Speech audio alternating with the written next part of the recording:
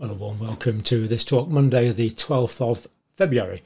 Now, the Prime Minister in my country, the United Kingdom, has been doing a sort of question time today on GB News. Let's go straight over to the question from a Mr. John Watt.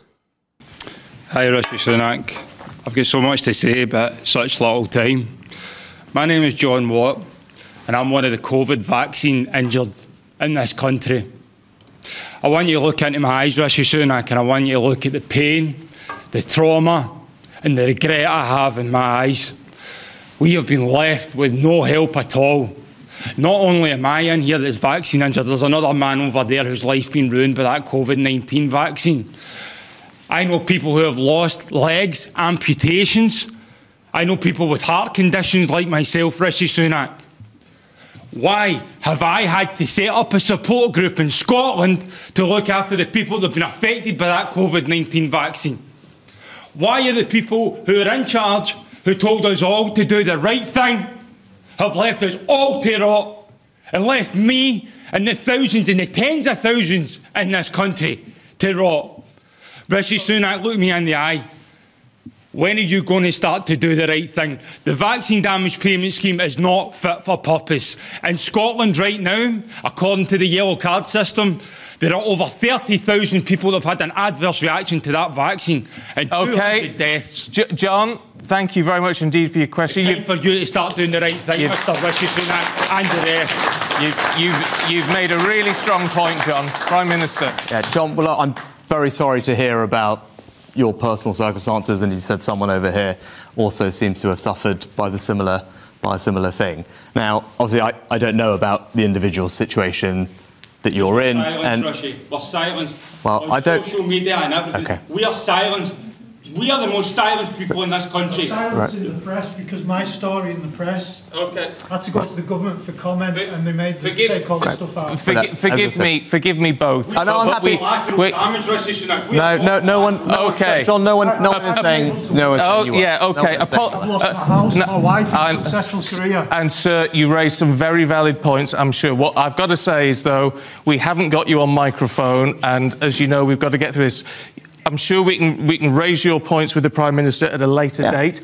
But in the meantime, Prime Minister, if you cover the issue. I'm very happy to. So there is a vaccine compensation scheme that's in place, as you alluded to, in the NHS. Obviously, everyone individually will work through their cases. It's difficult for me to comment on anyone's individual case. I'm sure you'll appreciate that. I'm very happy to go and look at the cases, and I'm sure you'll get them to the team here. I mean, I'm very saddened and shocked to hear that you've been silenced by anybody. That is surprising to me. So please do get your details to Stephen and the team, and I will happily take that away. Of course, you should be able to speak about your experience, what's happened to you. And as I said, we have a compensation scheme in place for that, and I'll make sure that we're working through that. Obviously, I think you'll appreciate it's hard for me to comment on your specific circumstances, just not knowing them, and those things are... Forgive me, sir, we haven't got a microphone on this, so our viewers and listeners won't be able to hear. I think the last thing I'd say is, we went through a pandemic like everyone else.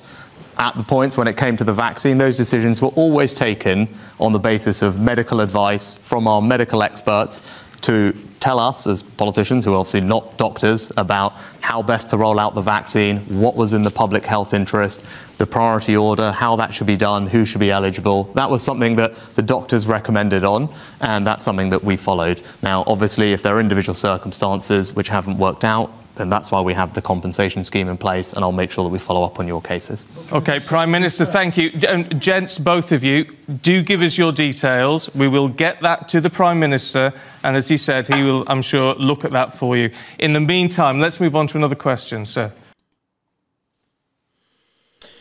Well, that was a pretty hard-hitting and powerful message, and I'm not really going to comment on that. You saw the pain in Mr. Watt's eyes. I think that says all that needs to be said, really, and expressed himself quite eloquently.